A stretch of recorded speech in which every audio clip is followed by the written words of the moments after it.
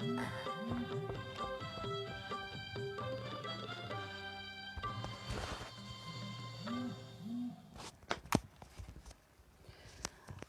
प्रभात। बिहान 6 बजेको मिरमिरे खबरमा तपाईलाई हार्दिक स्वागत छ।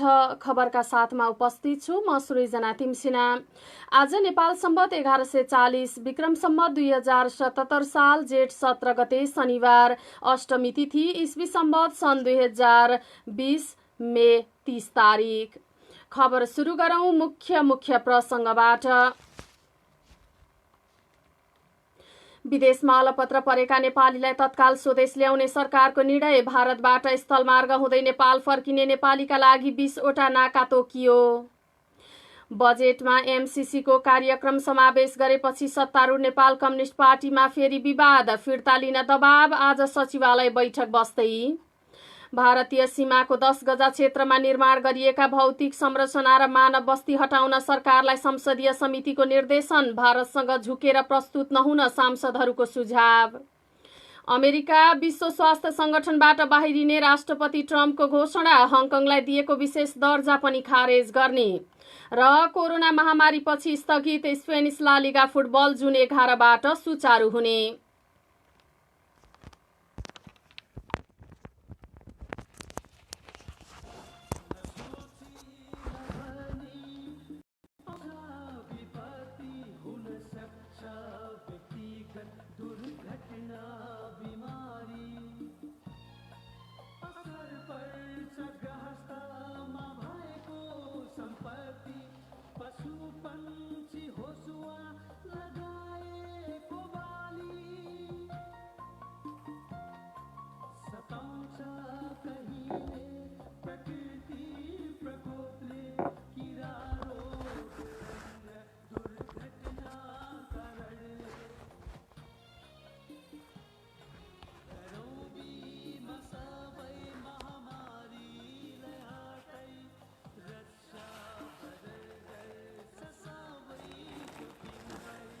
नेपाल सरकारको स्वामित्व प्राप्त राष्ट्रिय बीमा कम्पनी लिमिटेड, रामशाहपथ, काठमाडौँ।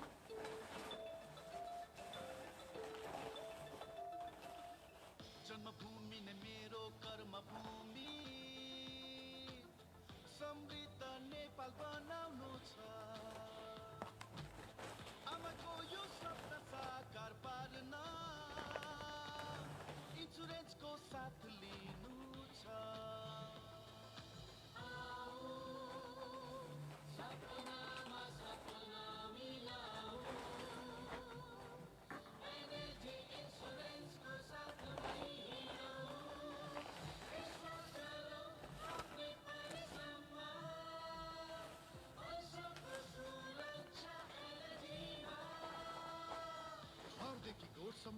ढुँडीदेखि ओर्नेसम्म, घरदेखि कारखानासम्म सबैको सुरक्षा एनएलजीको इच्छा। NLG insurance company limited.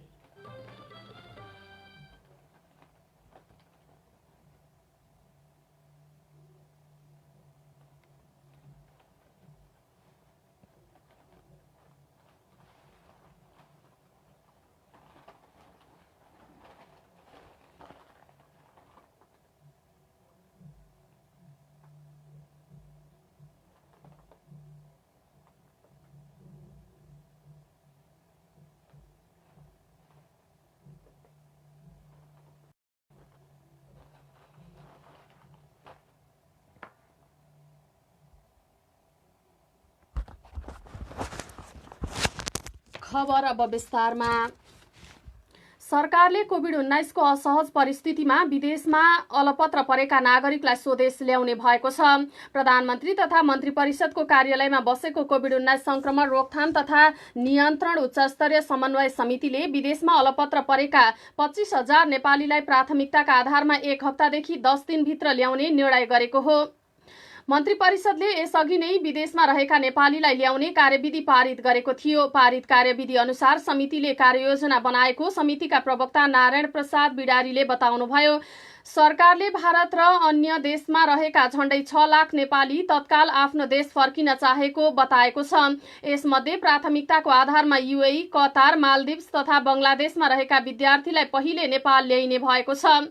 Nepal आएपछि उनीहरू 2 साता आफ्नै खर्चमा काठमाडौँको होटलमा बस्नु पर्नेछ। अवस्था हेरी केहीलाई सरकारले नै सुविधा उपलब्ध गराउने तयारी भएको समितिले जनाएको छ।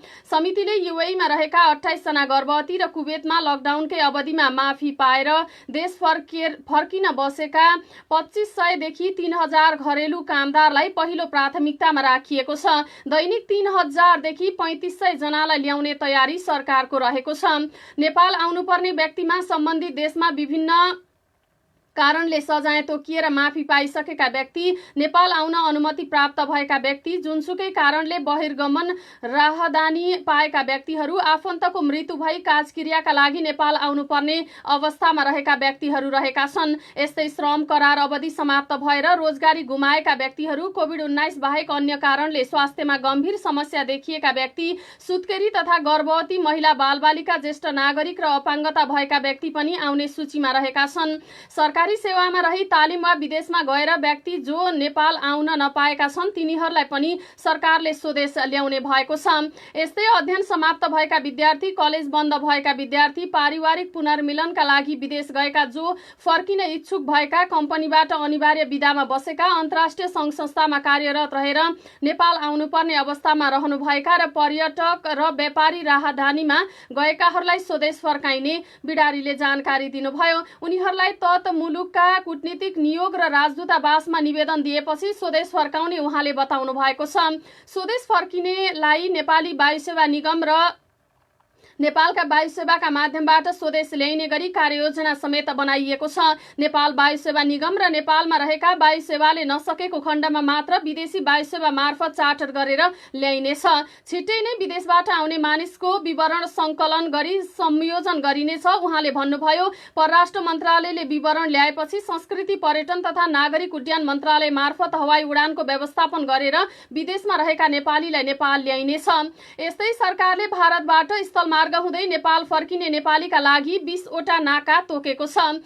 बिडारीका अनुसार इलामको पशुपति नगर, झापाको काँकरभिट्टा, मोरङको रानी, सप्तरीको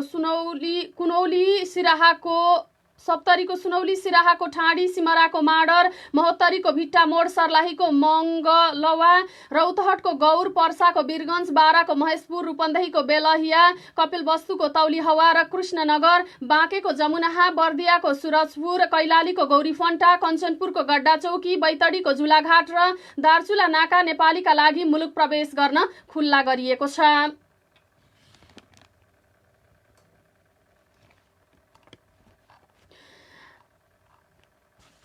आगामी आर्थिक वर्ष 2077-78 को बजेटमा अमेरिकी सहयोग कार्यक्रम मिलेनियम कर्पोरेसन च्यालेन्ज MCC को कार्यक्रमलाई राखेपछि सत्तारूढ नेपाल कम्युनिस्ट पार्टीमा विवाद सुरु भएको छ। नेकपाका अध्यक्ष पुष्पकमल दाहाल प्रचण्डले अर्का अध्यक्ष एवं प्रधानमन्त्री केपी शर्मा ओलीलाई भेटेरै पार्टीमा निर्णय नभई MCC लाई बजेटमा समावेश गराएको भन्दै आपत्ति जनाउनु भएको छ। बजेटमा MCC नभने पनि त्यसका कार्यक्रमलाई समावेश गरी बजेट नै छुट्याएपछि प्रधानमन्त्री ओलीलाई भेट्न प्रचण्ड शुक्रबार साँझ बालुवाटार पुग्नु भएको थियो। भेटवार्तापछि थप छलफल गर्न आज शनिबार बिहान 9 बजे सचिवालय बैठक समेत बोलाइएको छ। सरकारले बिहिबार संसदमा प्रस्तुत गरेको बजेटमा लप्सीफेदी रातमाटे हेटौडा र लप्सीफेदी रातमाटे दमौली बुटवल 400 केबी क्षमताको अन्तर्देशीय प्रसारण निर्माण अघि बढाइने उल्लेख र अन्तर्देशीय प्रसारण निर्माणका लागि 36 अर्ब 2 करोड बजेट विनियोजन समेत गरिएको छ।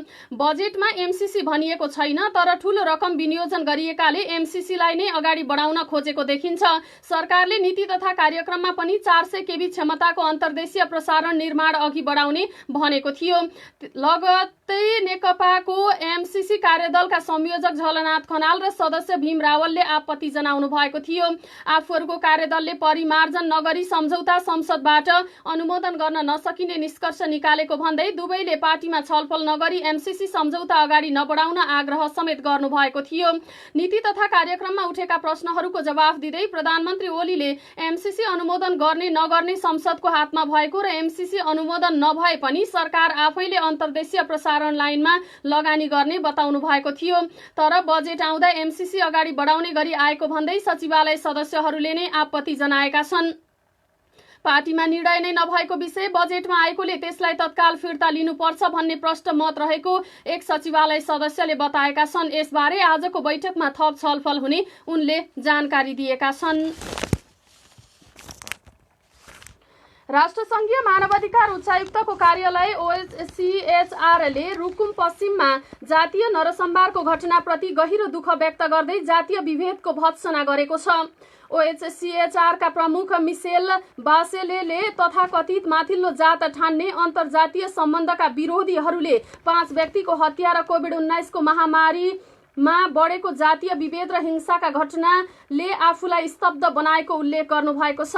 गत शनिबार रुकुम पश्चिम चौरजहारी 8 सोती निवासी युवतीको घरमा दुलही लिन जाँदै गर्दा स्थानीयले कुटपिट गरी 21 वर्षीय दलित युवा नवराज विक र उनका साथीहरूको हत्या गरेका थिए। राष्ट्रसङ्घको विज्ञप्तिमा उल्लेख छ, मृतक नवराजसँगै युवतीको घर गएका अन्य 4 जनाको शव पनि भेरी नदीमा भेटिएको र 1 जना अझै बेपत्ता भएका छन्। उता पश्चिम रुकुमको चौरजहारी 8 सोतीमा जेठ 10 गते भएको घटनामा ज्यान गुमाएका नवराज विकका आमा बाबुले छोराको हत्यारालाई कारबाहीको माग गरेका छन्। सरकारद्वारा गठित उच्च स्तरीय छानबिन समिति समक्ष नवराजका आमा बुबाले न्यायको याचना गरेका हुन्। घटनालाई तोडफोड नगरी हामीलाई न्याय दियोस्, नवराजका बुबा मोहन लालले भन्नुभयो। दलित भएकै कारण छोरा सहित 5 जनाको हत्या भयो। निष्पक्ष छानबिन गरी दोषीमाथि कारबाही होस्, छोराको ज्यान गए पनि न्याय नमरोस्। उच्च स्तरीय छानबिन समितिका संयोजक गृह मन्त्रालयका सहसचिव जितेन्द्र बस्नेतले घटनाको सत्य तथ्य छानबिन हुने आश्वासन दिनुभयो। उहाँले भन्नुभयो, कसैको दबाव र प्रभावमा पर्दैनौ, छानबिन निष्पक्ष हुन्छ। पीडितलाई न्याय दिलाउन सरकारले दिएको म्यान्डेट अनुसार प्रतिवेदन पेश गर्छौं। पश्चिम रुकुमको चौरजहारी नगरपालिका 8 सोतीमा भएको अमानवीय घटनाबारे अध्ययन गर्न सरकारद्वारा गठित उच्च स्तरीय समिति घटनास्थल पुगेको हो। समितिले पीडित पक्ष र जाजरकोटको स्थानीय प्रशासनसँग भेटघाट गरेको छ। समितिले जाजरकोट प्रहरी, स्थानीय प्रशासनसँग पनि छलफल गरेको छ। सरोकारवाला सबैसँग प्रत्यक्ष भेटघाट गर्ने समितिको योजना रहेको छ। उता भेरी नगरपालिका 4 जाजरकोटका युवाको समूह किशोरीलाई लिन रुकुमको चौरजहारी नगरपालिका 8 सोतीमा पुगेका बेला भएको घटनापछि भेटिएका 5वटा शवको पेटमा पानी नभेटिएको पोस्टमार्टम रिपोर्टले खुलेको छ। जाजरकोट अस्पतालमा गरिएको पोस्टमार्टममा कुटपिटपछि मृत्यु भएको देखिएको चिकित्सकको भनाइ छ। मृतक 5 जनाको टाउको, अनुहार लगायत अङ्गमा चोट देखिएको पोस्टमार्टममा संलग्न एक चिकित्सकले बताएका छन्। टाउको, हात खुट्टा, छाती र पिठ्यूमा कडा प्रहारका कारण चोटपटक लागेको देखिन्छ। ती चिकित्सकले भने नदीमा बगे पनि पेटमा पानी भरिएको देखिएन। पेटमा पानी नहुँदा नदीमा बगेको भन्न सकिने अवस्था पनि कम रहेको उनले बताए। भेरीमा शव भेटिए पनि मृतकले पानी खाएको हुनुपर्नेमा पेटमा पानी नदेखिँदा घटना थप जटिल र शङ्कास्पद बनेको उनले बताएका छन्। अस्पतालले मृतकको शरीरबाट लिएको नमुना भिसेरा परीक्षणका लागि काठमाडौँ स्थित विधि विज्ञान प्रयोगशाला पठाएको छ। सोतीमा शनिबार भएको घटनाका सम्बन्धमा गृह मन्त्रालयले गठन गरेको उच्च स्तरीय छानबिन समितिले शुक्रबारबाट नै काम सुरु गरिसकेको छ। उता राष्ट्रिय मानवाधिकार आयोगले रूपन्देहीको देवदह नगरपालिका 11 की 13 वर्षीय पीडित बालिकालाई पीडककै जिम्मा लगाउने व्यक्तिहरूलाई समेत कानुनी दायरामा ल्याई कारबाही गर्न सरकारलाई निर्देशन दिएको छ। आयोगले शुक्रबार विज्ञप्ति जारी गरी बालिकामाथि जेठ 9 र 10 गते भएको बलात्कारको घटना र उनको शङ्कास्पद मृत्युप्रति आफ्नो गम्भीर ध्यानाकर्षण भएको उल्लेख गर्दै दोषी सबैलाई कानुनी कारबाही गर्न निर्देशन दिएको हो। आयोगले बालबालिकाको बाँच्न पाउने हक सुनिश्चित गर्न समेत सरकारलाई आग्रह गरेको छ। आयोगले विज्ञप्तिमा बलात्कारको घटना पश्चात दोषीलाई कानुनी कारबाही प्रक्रियामा लैजानुको सट्टा स्थानीय प्रतिनिधि समेतको रोहबरमा आरोपित व्यक्तिलाई नै बालिका जिम्मा लगाउनु झन चिन्ताजनक भएको टिप्पणी गरेको छ। आरोपीको जिम्मा लगाइएपछि अन्तर्जातीय भन्दै बलात्कृत बालिकालाई घर भित्रिन नदिए पश्चात भएको शङ्कास्पद मृत्युको सम्बन्धमा आफ्नो कार्यालयले समेत घटनास्थल पुगी छानबिन गरिरहेको आयोगले जनाएको छ। उता तिलोत्तमा रूपन्देहीको देवदह 11, बडकी गुल्मीकी 13 वर्षीय अंगिरा पासीको मृत्यु प्रकरणमा पक्राउ परेकालाई थुनामा राखेर अनुसन्धान गर्न 7 दिनको म्याद थप गरिएको छ। शुक्रबार जिल्ला अदालतले घटनाको अनुसन्धानका लागि म्याद थप गरेको इलाका प्रहरी कार्यालय बुटवलका डीएसपी प्रतीत सिंह राठौरले जानकारी दिनुभएको छ। प्रमुख प्रतिपक्षी दल नेपाली कांग्रेसले नेपाल सरकारद्वारा आर्थिक वर्ष 2077-78 को लागि प्रस्तुत बजेट परिणाममुखी भन्दा प्रचारमुखी रहेको भनी टिप्पणी गरेको छ। बजेटमा जनतालाई आश्वासन दिने तर कार्यान्वयन हुने खालका कार्यक्रमलाई जोड नदिएको कांग्रेसको भनाइ छ। कांग्रेस संसदीय दलको शुक्रबार बसेको बैठकले लकडाउनका कारण सम्पूर्ण उद्योग, कल कारखाना, पर्यटन, शैक्षिक संस्था, बैंक, वित्तीय लगायतका क्षेत्र ठप्प भएको अवस्थामा पनि मुलुकको अर्थतन्त्रलाई माथि उठाउने र तत्काल कार्यान्वयन हुने खालका कार्यक्रमहरूलाई बजेटमा प्राथमिकता नदिएको निष्कर्ष निकालिएको हो। कोरोनाको महामारीको प्रकोपबाट पीडित निजी क्षेत्रका उद्योग व्यवसायका साथै त्यसका कर्मचारी र श्रमिक वर्गहरूलाई सम्बोधन हुने ठोस कार्य योजनालाई बजेटले सम्बोधन नगरेको कांग्रेसले आरोप लगाएको छ। बैठकले कोरोनाको प्रभावबाट भविष्यमा हुने रोजगारीको संकटलाई सामना गर्न सरकारले उपयुक्त र पर्याप्त रोजगारी सृजना गरी आर्थिक क्रियाकलापलाई गतिशील बनाउने योजनालाई बजेटले प्राथमिकतामा नराखेको भनी टिप्पणी गरेको छ। कांग्रेस प्रमुख सचेतक बालकृष्ण खाँडले अहिलेको विषम र असामान्य अवस्थामा पनि सरकारले विगतमा झैं सामान्य बजेट ल्याएको बताउँदै राजस्वको संकुचन भइरहेको र भविष्यमा अझै भइरहने अवस्थामा सरकारले ठूलो विदेशी र आन्तरिक ऋणको आधारमा बनाएको बजेट कार्यान्वयनमा कठिन हुने टिप्पणी गर्नुभएको छ। बैठकमा विज्ञका रूपमा पूर्व अर्थमन्त्री डाक्टर रामशरण महत, राष्ट्रिय योजना आयोगका पूर्व उपाध्यक्षहरू डाक्टर जगदीश चन्द्र पोखरेल, डाक्टर गोविन्द राज पोखरेल र डाक्टर सोडिम वाग्ले तथा अर्थविद डाक्टर विश्व पौडेलले बजेटका विविध पक्षको समीक्षा गर्दै कमी कमजोरीका बारेमा जानकारी गराउनु भएको थियो।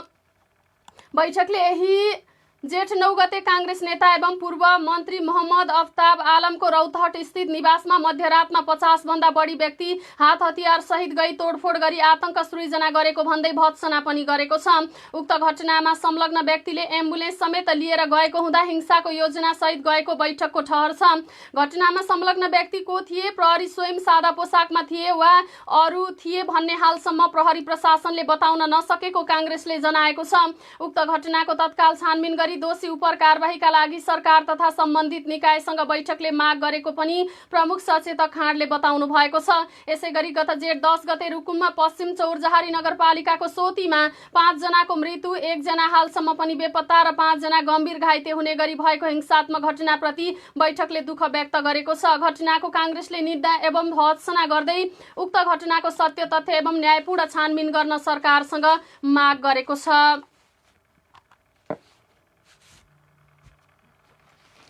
नेपालमा कोरोना भाइरस कोभिड-19 संक्रमितको संख्या 1212 पुगेको छ।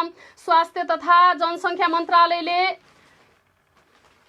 देशभर संक्रमितको संख्या 1212 पुगेको जनाएको छ। उनीहरूमध्ये 6 जनाको मृत्यु भएको छ। भारतबाट फर्किँदै गर्दा सीमा क्षेत्रमा ज्यान गुमाएका अर्घखाँचीको भूमिका स्थान नगरपालिका 9 का एक पुरुषमा पनि संक्रमण भएको पुष्टि भएको मन्त्रालयका प्रवक्ता डाक्टर विकास देवकोटाले जानकारी दिनुभएको छ। मन्त्रालयका अनुसार पछिल्लो 24 घण्टामा थप 170 जनामा कोरोना भाइरस संक्रमण पुष्टि भएको छ। रौतहटमा पछिल्लो 24 घण्टामा 170 जनामा कोरोना पुष्टि भएको हो, जसमा रौतहटमा 56 जनामा कोरोना संक्रमण पुष्टि भएको छ। संक्रमित हुनेमा 2 जना बालिका छन् भने 22 देखि 70 वर्ष उमेर समूहका 54 जना पुरुष रहेका छन्। उनीहरूको राष्ट्रिय जनस्वास्थ्य प्रयोगशाला टेकुमा परीक्षण गरिएको थियो। यस्तै कपिलवस्तुमा 51 जना संक्रमित थपिएका छन्। टेकुमा गरिएको परीक्षणमा भ्रिकुटी माविको क्वारेन्टाइनमा रहेका 23 जनामा संक्रमण पुष्टि भएको हो। संक्रमित हुनेमा 7 वर्षीय बालक देखि 52 वर्षका पुरुषसम्म रहेका छन्। यस्तै गौतम बुद्ध मावि क्वारेन्टाइनमा रहेका 15 जनामा संक्रमण पुष्टि भएको छ। उनीहरूको रूपन्देही स्थित प्रादेशिक प्रयोगशालामा परीक्षण गरिएको थियो। दाङमा गरिएको परीक्षणमा कपिलवस्तु विजयनगरमा 9 जनामा संक्रमण पुष्टि भएको छ। उनीहरू 17 देखि 52 वर्ष उमेर समूहका रहेका छन्। त्यस्तै भरतपुर चितवनमा गरिएको परीक्षणमा कपिलवस्तु नगरपालिकाका 4 जनाको रिपोर्ट पनि पोजिटिभ आएको मन्त्रालयले जनाएको छ। त्यस्तै झापामा 28 जनामा कोरोना संक्रमण पुष्टि भएको छ। उनीहरूमध्येका 24 जना कचना कबल गाउँपालिकाका रहेका छन्। कोशी अस्पताल विराटनगरमा गरिएको परीक्षणमा तयारी भिट्टाका 24 देखि 54 वर्ष उमेर समूहका 3 जनामा पनि संक्रमण पुष्टि भएको छ। यस्तै धरानमा गरिएको परीक्षणमा भद्रपुरका 34 वर्षीय पुरुषको रिपोर्ट पोजिटिभ आएको छ। उता बाँकेका 10 जनामा कोरोना संक्रमण पुष्टि भएको छ। डडुवाका उनीहरू 17 देखि 41 वर्ष उमेर समूहका रहेका छन्। त्यस्तै पर्सामा 5 र 12 मा 4 जना संक्रमित थपिएका छन्। पर्साको पोखरियाका 21 देखि 42 वर्ष उमेरका 4 जना र जिरा भवानीका 34 वर्षीय पुरुषमा संक्रमण पुष्टि भएको हो भने बाराको पिपरपाती माविमा रहेका 4 जनाको रिपोर्ट पोजिटिभ आएको स्वास्थ्य मन्त्रालयले जनाएको छ। सर्लाहीमा 5 संक्रमित थपिएका छन्। टेकुमा परीक्षणको क्रममा मलङ्गवाका 4 जनाको रिपोर्ट पोजिटिभ आएको हो। उनीहरू 19 देखि 30 वर्षका रहेका छन्। पाटन अस्पतालमा रहेका सर्लाहीका 31 वर्षीय महिलामा पनि कोरोना संक्रमण पुष्टि भएको छ। यस्तै सप्तरीका 4 जनामा पनि संक्रमण पुष्टि भएको छ। उनीहरू 20 देखि 26 वर्षका छन्। नवलपरासीको बर्दघाट सुस्ता पूर्वका 2 जना 19 र 21 वर्षीय पुरुषको रिपोर्ट पनि पोजिटिभ आएको छ। दाङको गढवाका 2 जनाको रिपोर्ट पोजिटिभ आएको छ। उनीहरू 28 देखि 41 वर्षका पुरुष रहेका छन्। रूपन्देहीको सैना मैनाका 27 वर्षीय पुरुषमा पनि कोरोना संक्रमण पुष्टि भएको स्वास्थ्य मन्त्रालयले जनाएको छ। यस्तै पोखरामा गरिएको परीक्षणमा म्याग्दी मालिकाका 30 वर्षीय पुरुषमा संक्रमण पुष्टि भएको स्वास्थ्य मन्त्रालयका प्रवक्ता डाक्टर देव कोटाले जानकारी दिनुभयो। यसैबीच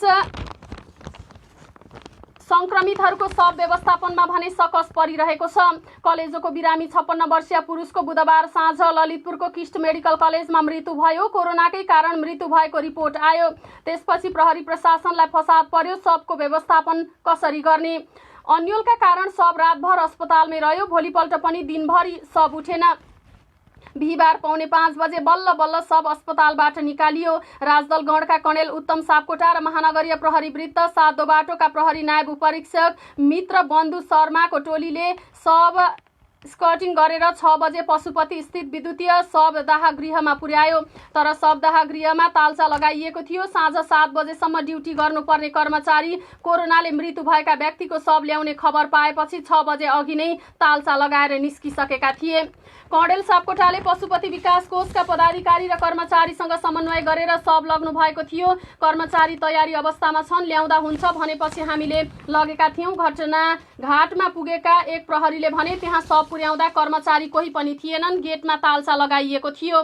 प्रहरीको समन्वयमा पशुपति विकास कोषका पदाधिकारीहरूलाई बोलाइयो। कोषका सदस्य सचिव प्रदीप ढकाल सहितको टोली आत्तिँदै आइपुग्यो।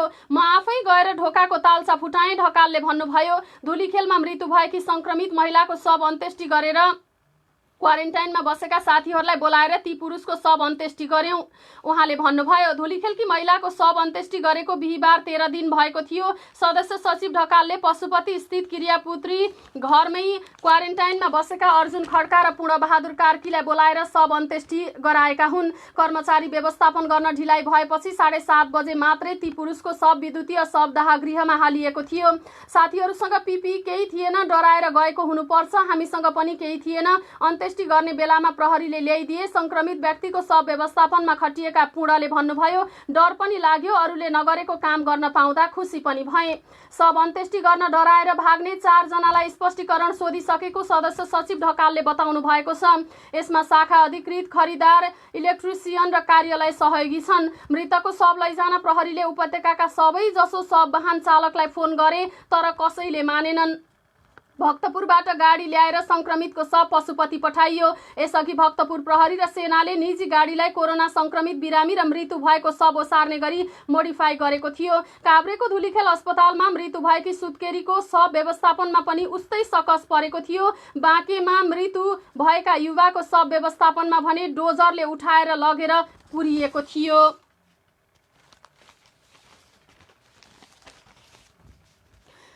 कोरोना भाइरस रोकथाम तथा नियन्त्रणका होटल, लज र रिसोर्टलाई क्वारेन्टाइनका रूपमा विकास गर्न सकिने सुझाव सरोकारवालाहरूले दिएका छन्। शहरी विकास मन्त्रालय र स्वास्थ्य तथा जनसङ्ख्या मन्त्रालयले तयार पारेको प्रतिवेदनमा हाल सञ्चालनमा रहेको क्वारेन्टाइनको सङ्ख्या धेरै अपुग र अव्यवस्थित रहेकाले होटल, लज र रिसोर्टलाई क्वारेन्टाइनका रूपमा विकास गर्न सरकारलाई सुझाव दिएको हो। प्रतिवेदनमा भनिएको छ, हाल सञ्चालनमा रहेको धेरै क्वारेन्टाइन विश्व स्वास्थ्य सङ्गठनको मान्यता विपरीत रहेको र तिनको अवस्थामा सुधार गरी अब निर्माण गरिनेलाई मापदण्ड अनुसार बनाउनु पर्ने पनि बताइएको छ। राज्य मन्त्री रामवीर मानन्दरले स्थानीय तहहरूले कोरोना जोखिम हुन नदिन क्वारेन्टाइन निर्माणमा लाग्नुपर्नेमा जोड दिनुभयो। उहाँले निर्माणका लागि स्थानीय र प्रदेश सरकारले 25% र केन्द्र सरकारले 50% आर्थिक लगानी गर्नुपर्ने पनि बताउनु भएको छ। छिमेकी मुलुक भारतबाट नेपाल प्रवेश गर्ने मुख्य नाकाले व्यवस्थापनमा संघीय सरकारको सहयोग अपरिहार्य रहेको, प्रारम्भिक स्वास्थ्य परीक्षण र पारवहनको जिम्मा प्रदेश सरकारले लिने पनि प्रतिवेदनमा भनिएको छ।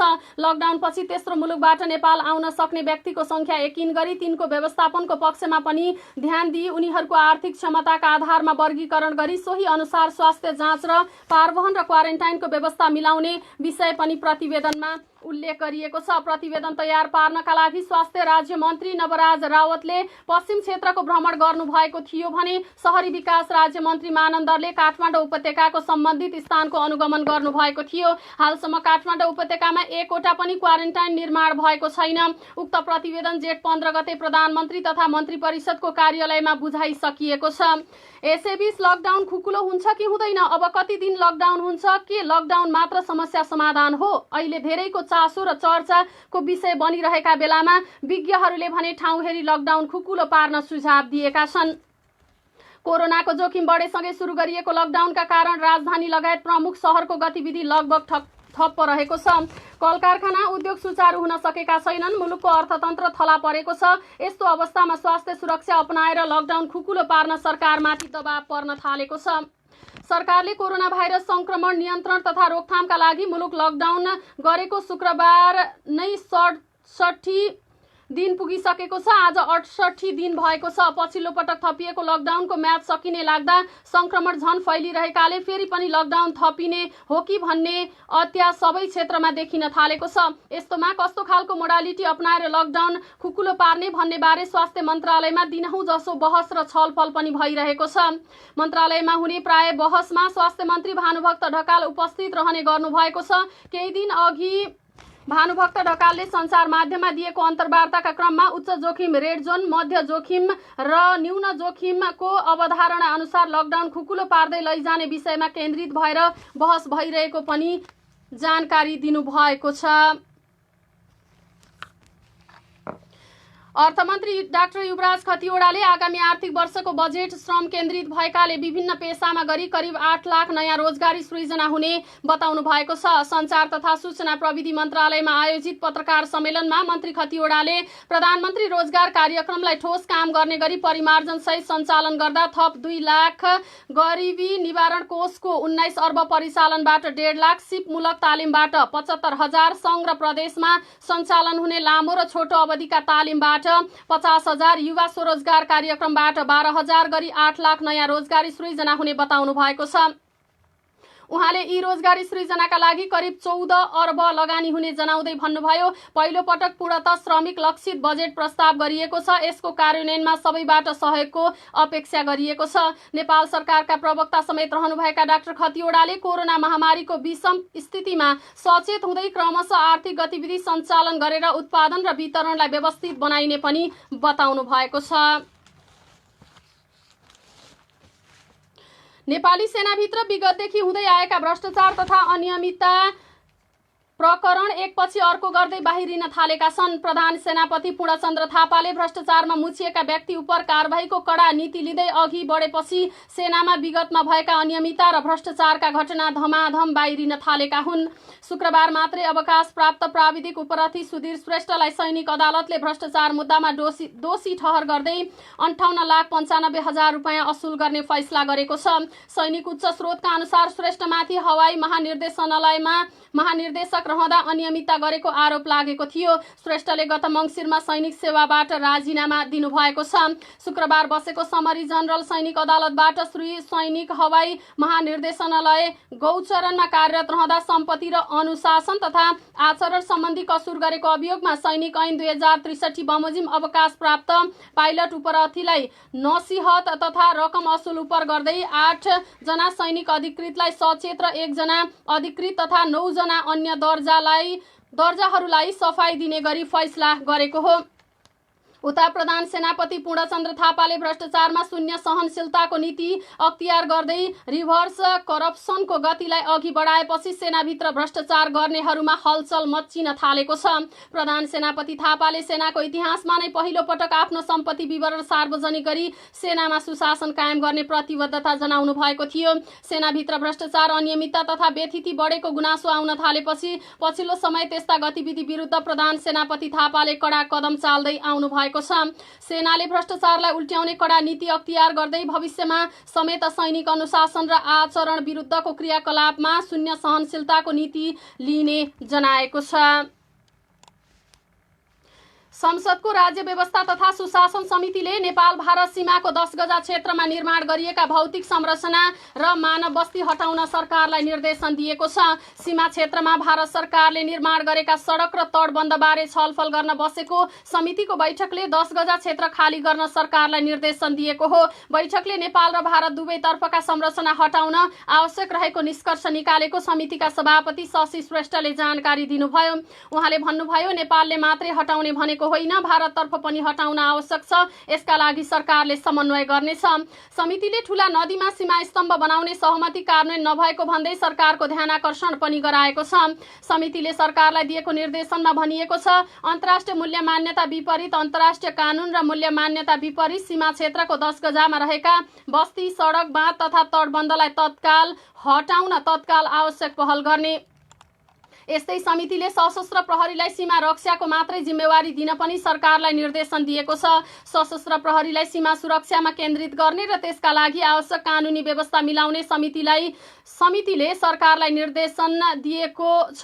यस्तै सीमामा बोर्डर आउटपोस्ट BOP का लागि आवश्यक जनशक्ति र पूर्वाधार निर्माणका लागि आवश्यक साधन स्रोत थप्न पनि सरकारलाई समितिले निर्देशन दिएको छ। भारतीय सुरक्षाकर्मीको तुलनामा नेपालको उपस्थिति कम भएको भन्दै समितिले 12 महिना BOP बस्न सक्ने गरी निर्माण गर्न भनेको छ। समितिले लिम्पियाधुरा, कालापानी, लिपुलेक क्षेत्रका जनताप्रति लक्षित गर्दै समितिले सीमा समस्यालाई अन्तर्राष्ट्रियकरण गर्दा सम्बन्धित क्षेत्रका नागरिकले भारतमै बस्छु भन्ने अवस्था आउन नदिने गरी सरकारले आफ्ना कदम चाल्नुपर्ने र अहिले सीमामा रहेका नेपाली नागरिकहरूको समस्या सम्बोधन गर्नुपर्नेमा जोड दिएको छ। यसैबीच समितिले परराष्ट्र मन्त्री प्रदीप कुमार गेवालीलाई पनि बोलाएर छलफल गरेको छ। सो क्रममा सांसदहरूले छलफलमा सहभागी हुँदै सीमा समस्या समाधानबारे के भइरहेको छ, नेपालको भूमि फिर्ता आउँछ कि आउँदैन भन्दै प्रश्न गरेका थिए। जवाफमा परराष्ट्र मन्त्री गेवालीले भूमि फिर्ता गर्ने गरी अगाडि बढिरहेको बताउनु भएको छ। समस्याबारे तत्काल भारतसँग औपचारिक वार्ताको मिति र मोडालिटी तय भइ नसकेको पनि उहाँले बताउनु भएको छ। मन्त्री गेवालीले भन्नुभयो, अहिले औपचारिक वार्ताको ठोस मिति र मोडालिटी तय भइसकेको छैन, हामी निरन्तर सम्पर्कमा छौं। बैठकमा प्रमुख प्रतिपक्षी नेपाली कांग्रेसका सांसद अमरेश कुमार सिंहले सीमा समस्या समाधानका लागि कूटनीतिक समाधान खोजेको हो कि सैन्य भन्दै प्रश्न गर्नुभएको थियो। सत्तारूढ दल नेपाल कम्युनिस्ट पार्टी नेकपाका सांसद विजय सुब्बाले सीमामा बस्ने नेपाली सुरक्षाकर्मीले भारतीय पक्षको ज्यादती सहन नहुने बताउनु भएको थियो। सीमा समस्यालाई अन्तर्राष्ट्रियकरण गर्नुपर्नेमा जोड दिँदै उहाँले भन्नुभयो, भारत र चीनको सीमामा ठेलमठेल गरेको आइरहन्छ, हाम्रोमा पनि ठेलमठेल गर्दा हुन्छ, ठेलमठेल गरेपछि त अन्तर्राष्ट्रियकरण पनि हुन्छ उहाँले भन्नुभयो। जवाफमा परराष्ट्र मन्त्री गेवालीले सैन्य समाधान नभएर नेपालले कूटनीतिक माध्यमबाटै समाधान चाहेको बताउनु भएको थियो। यस्तै नेपाल मजदुर किसान पार्टीका सांसद प्रेम सुवालले हिन्दीमा नबोल्न सुझाव दिँदै भन्नुभयो, वार्ताको क्रममा नेपाली पदाधिकारीले भारतीय पक्षसँग हिन्दीमा बोल्न छाड्नु पर्यो, भारतसँग अंग्रेजीमा कुरा गरौं, आउँदैन भने सिकौं, दक्ष बनौं, नापीका कर्मचारीदेखि उच्च अधिकारीसम्मले हिन्दीमा नबोलौं। यस्तै नेकपाकै अर्का सांसद लालबाबु पण्डितले भारतसँग डराएको हो कि भन्ने आशंका व्यक्त गर्नुभयो। उहाँले भन्नुभयो, वार्तामा बस्दा नेपाली पदाधिकारीहरू अलि डराए जस्तो भएको हो कि विभिन्न लाभमा लोभिने पर्ने र त्यसबाट मनोवैज्ञानिक असर परेको हो उहाँले भन्नुभएको थियो। यसैगरी नेकपाका सांसद झपर रावलले बीचैमा बोल्नुभयो, प्रधानमन्त्री छोडेर राजदूत हुने देश पर्यो के गर्ने। रावलले सीमामा पर्खाल लगाउनुको विकल्प नरहेको बताउनुभयो। हाम्रा नागरिकहरू पारी जाँदा रोकटोक हुने, यताबाट आउँदा सहज भन्ने हुँदैन। अब सीमामा पर्खाल विकल्प छैन उहाँले भन्नुभयो। सांसदहरूले दार्चुलाको टिङ्करमा भन्सार कार्यालय स्थापना गर्न सरकारलाई सुझाव पनि दिएका छन्। बैठकमा अधिकांशले भारतसँग झुकेर प्रस्तुत नहुन सरकारलाई सुझाव दिएका छन्।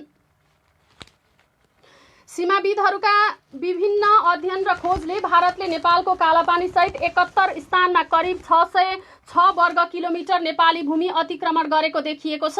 भारतले सीमा अतिक्रमण गर्दै जाने र नेपाली पक्षबाट त्यसको सशक्त प्रतिवाद हुन नसक्दा भारतीय पक्ष हौसिँदै गएपछि अर्को स्थानमा सीमा अतिक्रमण गर्ने क्रम बढ्दै गएको सीमाविदहरूले बताएका छन्। सीमाविद बुद्धिनारायण श्रेष्ठले सीमा जोडिएका 27 जिल्ला मध्ये भारतले 24 जिल्लाका 71 स्थानमा 606 वर्ग किमी नेपाली भूमि विभिन्न बहानामा अतिक्रमण गरेको बताउनुभयो। भारतले सीमा अतिक्रमण, बाधा विरोध, दावा प्रतिवाद, सीमापार गोठ प्रमोट दखल गरी नेपाली भूमि अतिक्रमण गर्ने क्रम बढाउँदै आएको सीमाविद श्रेष्ठको भनाइरहेको छ। लिम्पियाधुरा, लिपुलेक र कालापानीको विषय आइरहँदा नेपालका अन्य क्षेत्रमा पनि भारतले सीमा अतिक्रमण गरेर नेपालीलाई शास्ति दिँदै आएको छ सीमाविद श्रेष्ठले भन्नुभयो। नेपाल भारत बीच 1880 किलोमिटर सीमा रेखामा जोडिएको छ, जसमा 24 स्थानमा सीमा समस्या रहेको सीमाविदले बताएका छन्। सरकारले नीति तथा कार्यक्रम र बजेटमा यस शैक्षिक सत्रको पठन पाठन भर्चुअल र अनलाइन विधिबाट अघि बढाउने उल्लेख भएपछि निजी विद्यालयले यही जेठ 21 गतेदेखि सामाजिक दूरी सहित भर्ना प्रक्रिया सुरु गर्ने जनाएका छन्। निजी तथा आवासीय विद्यालय अर्गनाइजेसन नेपाल प्याप्सन, राष्ट्रिय निजी तथा आवासीय विद्यालय एसोसिएसन एन प्याप्सन, राष्ट्रिय अभिभावक महासंघ, संस्थागत विद्यालय शिक्षक युनियन इस्टु लगायतका संस्थाले शुक्रबार संयुक्त विज्ञप्ति जारी गरी सो जानकारी दिएका हुन्। ती संस्थाले प्रधानमन्त्री केपी शर्मा ओलीबाट यही जेठ 13 गतेको राष्ट्रका नाममा भएको सम्बोधनमा नयाँ शैक्षिक वर्ष अन्तर्गतको पठन पाठन सञ्चालनको काम अगाडि बढाउने घोषणा गर्नुभएको हुनाले बन्दाबन्दीपछि परिवर्तित सन्दर्भमा सामाजिक दूरी कायम राखी विद्यार्थी भर्ना प्रक्रिया सुरु गर्न आफ्ना शिक्षक तथा कर्मचारीलाई उपस्थित गराउने निर्णय गरेको जनाएका छन्। तर शिक्षा विज्ञान तथा प्रविधि मन्त्रालयले यसबारे अहिलेसम्म कुनै पनि निर्णय गरेको छैन। सरकारले विद्यालय खुलाउने र विद्यार्थी भर्ना प्रक्रिया सुरु गर्ने निर्णय नगर्दै निजी विद्यालयहरूले भने आफैले भर्ना खुलाउने मिति तोकेर नै सार्वजनिक गरेका हुन्। मन्त्रालयको निर्णयपछि मात्रै सबै सामुदायिक विद्यालयमा समेत भर्ना खुल्नेछ। मन्त्रालयले गत वैशाख 22 गते विज्ञप्ति जारी गरी अर्को निर्णय नभएसम्म कुनै पनि कक्षा वा तहमा नयाँ भर्ना नलिन अपिल गरिसकेको छ। मन्त्रालयले भर्ना वा अनलाइन कक्षाका नाममा कुनै पनि शुल्क नलिन पनि आग्रह गरेको थियो। निजी विद्यालयका सञ्चालकको संस्थाले त्यहाँका शिक्षक कर्मचारी विद्यालयमा उपस्थित भई नयाँ शैक्षिक सत्रका लागि योजना बनाउनुका साथै शिक्षक कर्मचारीलाई तालिम अभिमुखीकरणका लागि व्यवस्था मिलाउन नेपाल सरकार समक्ष अनुरोध पनि गरेको छ। ती संस्थाले सरकारी निकायबाट पाठ्यपुस्तकको ढुवानी निर्वाध गराउन, भर्चुअल अनलाइन कक्षालाई औपचारिक कक्षाका रूपमा परिभाषित गर्न, नियमित शिक्षालाई जस्तै मान्यता दिन, त्यसका लागि आवश्यक सामग्री आयातमा छुट, विद्युत महसुल र इन्टरनेट शुल्कमा छुट तथा सहुलियत दिन पनि माग गरेका छन्। निजी विद्यालयले पाठ्यभार पूरा भएमा शुल्क निर्धारणका लागि त्यसलाई समेत आधार मान्न आग्रह समेत गरेका छन्। कर्णाली प्रदेश सरकारले कोभिड-19 को रोकथामका लागि क्वारेन्टाइनलाई व्यवस्थित गर्ने नीति लिएको छ। आगामी आर्थिक वर्ष 2077-78 को नीति तथा कार्यक्रममा कोभिड-19 बाट जनतालाई सुरक्षित राख्न क्वारेन्टाइन व्यवस्थापन गरी भारत लगायतका विश्वका विभिन्न मुलुकबाट फर्काइएका नागरिकलाई राख्ने नीति लिएको हो, जसमा खानाको प्रबन्ध सम्बन्धित स्थानीय तह र निर्वाह भत्ता प्रदेश सरकारले उपलब्ध गराउनेछ। प्रदेश सरकारले आगामी वर्ष मास्क, सेनिटाइजर, पिपिई उत्पादन गर्ने उद्योगलाई प्रोत्साहन गर्ने नीति समेत लिएको छ। यता विद्युतमा आत्मनिर्भर भएर स्वदेशमै बिजुलीको खपत बढाउने नीतिबाट सरकार पछि हटेको छ। आर्थिक विधेयक मार्फत विद्युतीय गाडी र विद्युतीय उपकरणमा भन्सार महसुल बढाइएको छ। यसले विद्युतीय गाडी तथा उपकरण प्रयोगमा उपभोक्तालाई निरुत्साहित पार्ने विज्ञहरू बताउँछन्। सरकार तथा निजी क्षेत्रबाट हाल निर्माणाधीन जलविद्युत आयोजनाको स्थिति हेर्ने हो भने आगामी 2 वर्षभित्र नेपालमा 7000 मेगावाट भन्दा बढीको बिजुली राष्ट्रिय प्रसारण लाइनमा जोडिनेछ। उत्पादित बिजुली विदेशमा निर्यात गर्ने टुङ्गो नलागेको अवस्थामा आन्तरिक खपत बढाउनु पर्ने स्थितिमा विद्युतीय सवारी तथा उपकरणमा महसुल बढाइएको भन्दै सरकारको आलोचना भएको छ। ऊर्जा, सिँचाइ तथा जलस्रोत मन्त्रालयले बजेटमा आफ्नो प्रस्तावमा समेत विद्युतीय सवारी साधन, इन्डक्सन चुलो र सोलर प्लान्टमा भन्सार छुट प्रस्ताव गरेको थियो।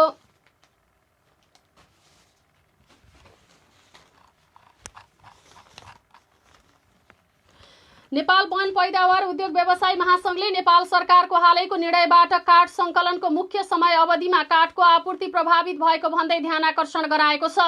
नेपाल सरकार मन्त्री परिषदले हालै वन क्षेत्रमा साल लगायतका विभिन्न रुख कटान, सङ्कलन, ढुवानी तथा ओसार पसार अनियमित रूपले भइरहेको भन्दै नेपालभित्रको सम्पूर्ण वन क्षेत्रमा साल लगायतका विभिन्न रुख कटान गर्ने, सङ्कलन, ढुवानी र ओसार पसार गर्ने कार्य तत्कालै रोक्ने र कटान भएका साल लगायतका रुख गोलिया जहाँ जुन अवस्थामा छन् त्यसलाई सही अवस्थामा सुरक्षित राख्ने सम्बन्धी निर्णय गरेको थियो।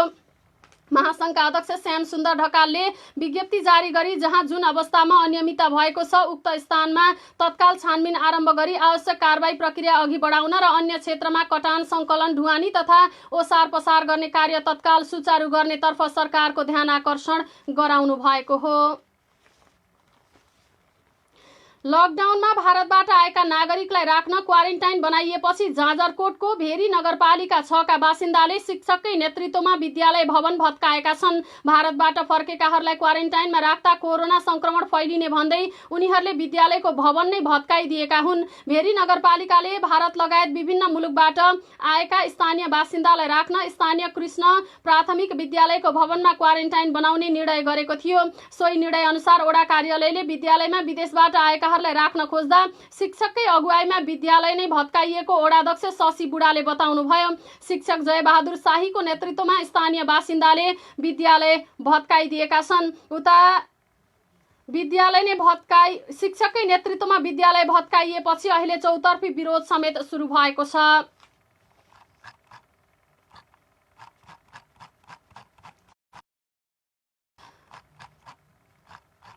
मिरमिरे खबरमा अब अन्तर्राष्ट्रिय प्रसङ्ग। अमेरिकी राष्ट्रपति डोनाल्ड ट्रम्पले विश्व स्वास्थ्य संगठन WHO सँगको सम्बन्ध अन्त्य गर्न गइरहेको घोषणा गर्नुभएको छ।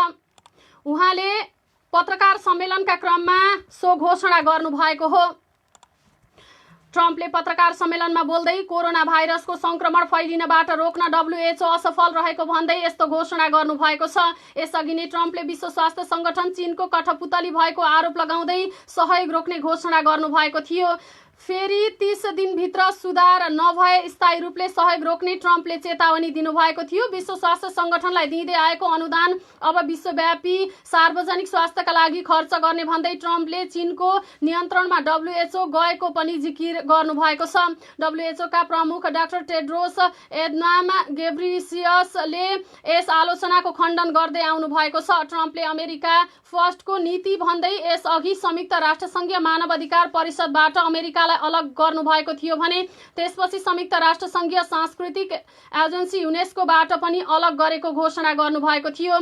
त्यसपछि पुनः जलवायु परिवर्तन सम्बन्धी पेरिस सम्झौताबाट पनि अमेरिकालाई अलग्याउनु भएका ट्रम्पले इरानसँग प्रमुख शक्ति राष्ट्रले गरेको परमाणु सन्धिबाट पनि आफूलाई अलग गरेको थप प्रतिबन्ध लगाउनु भएको थियो।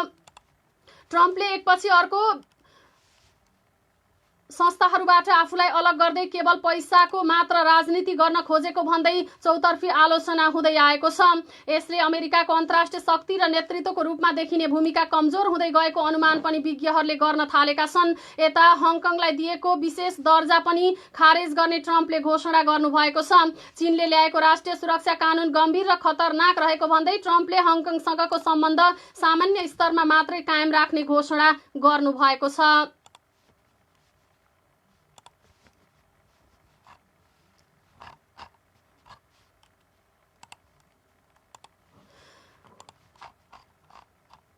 विश्वभर महामारीको रूपमा फैलिएको कोरोना भाइरसको कहर अझै बढिरहेको छ। हालसम्म विश्वमा कोरोनाका कारण मृतकको संख्या 3,66,400 बढी पुगेको छ भने संक्रमितको संख्या 60,25,000 नागेको छ। यसै गरी निको हुनेको संख्या 26,55,000 पुगेको छ। सबैभन्दा धेरै अमेरिकामा मृतकको संख्या 1,04,531 पुगेको छ। त्यहाँ संक्रमित 17,92,990 पुगेका छन्। यसै गरी ब्राजिल अमेरिका पछि ठूलो दरमा मृत्यु हुने देशमा उक्लिएको छ। त्यहाँ पछिल्लो 24 घण्टामा मात्रै 1100 बढीको मृत्यु भएको छ र ब्राजिलले मृत्यु संख्यामा स्पेनलाई समेत उछिनेको छ। ब्राजिलमा मृतकको संख्या 27,944 छ भने संक्रमित 4,68,338 छ। यसै गरी रुसमा 3,87,623 संक्रमित छन् भने 4,374 जनाको मृत्यु भएको छ। स्पेनमा कुल 2,85,600 बढी संक्रमित छन् भने 27,121 जनाको मृत्यु भएको छ। स्पेनमा 24 घण्टामा आज पनि 2 जनाको मात्रै मृत्यु भयो। बेलायतमा 38,81,161 जनाको मृत्यु भएको छ भने बेलायतमा 38,161 जनाको मृत्यु भएको छ भने 2,71,222 जना संक्रमित छन्। इटलीमा 33,229 जनाको मृत्यु भएको छ भने 2,32,248 जना संक्रमित छन्। त्यस्तै फ्रान्समा 1,86,835 संक्रमित भएका छन् भने 28,714 जनाको मृत्यु भइसकेको छ। जर्मनीमा 1,83,019 जना संक्रमित छन् भने 8,594 जनाको मृत्यु भएको छ। यता भारतमा 1,73,386 जना संक्रमित छन् भने 4,711 जनाको मृत्यु भएको छ। त्यस्तै टर्कीमा 1,62,120 जना संक्रमित छन् भने 4,481 जनाको मृत्यु भएको छ। अब एउटा खेल प्रसंग। कोरोना भाइरसको महामारीपछि स्थगित स्पेनिस ला लिगा फुटबल जुन 11बाट सुचारू हुने भयो। जाभियर टेबासले ला लिगा जुन 11बाट सुचारू हुने बताएका हुन्। स्पेनिस न्यूजपेपर मार्कासँग कुरा गर्दै अध्यक्ष टेबासले जुन 11बाट लिग सुचारू र सेप्टेम्बर 12बाट नयाँ हुने बताएका छन्। बन्द रंगशालामा सुचारू हुने ला लिगाको पहिलो खेल रियल बेटिस र सेभिया बीच हुने टोबासको भनाइरहेको छ। स्पेनिस प्रधानमन्त्री पेड्रो सान्चेजले शनिबार स्पेनिस शीर्ष डिभिजनका 2 लिग जुन 8बाट सुचारू गर्न अनुमति दिएका थिए। खबरक्रम यति नै। जाँदा जाँदै अहिलेसम्मका मुख्य प्रसंग पुनः एकपटक। विदेशमा अलपत्र परेका नेपालीलाई तत्काल स्वदेश ल्याउने सरकारको निर्णय। भारतबाट स्थलमार्ग हुँदै नेपाल फर्किने नेपालीहरूका लागि 20 वटा नाका तोकियो। बजेटमा एमसीसी को कार्यक्रम समावेश गरेपछि सत्तारूढ नेपाल कम्युनिस्ट पार्टीमा विवाद फिर्ता लिन दबाव। आज सचिवालय बैठक बस्दै। भारतीय सीमाको 10 गजा क्षेत्रमा निर्माण गरिएका भौतिक संरचना र मानव बस्ती हटाउन सरकारलाई संसदीय समितिको निर्देशन। भारतसँग झुकेर प्रस्तुत नहुन सांसदहरूको सुझाव। अमेरिका विश्व स्वास्थ्य संगठनबाट बाहिरिने राष्ट्रपति ट्रम्पको घोषणा। हङकङलाई दिएको विशेष दर्जा पनि खारेज गर्ने र कोरोना महामारीपछि स्थगित स्पेनिस ला लिगा फुटबल जुन 11बाट सुचारू हुने। हवस् त बिहान 6 बजेको मिरमिरे खबर यही सकिएको छ। हामी अन्य समाचार बुलेटिनका साथ पुनः उपस्थित हुने नै छौं। तबसम्मका लागि म सृजना तिमसिना पनि बिदा हुन्छु। नमस्कार।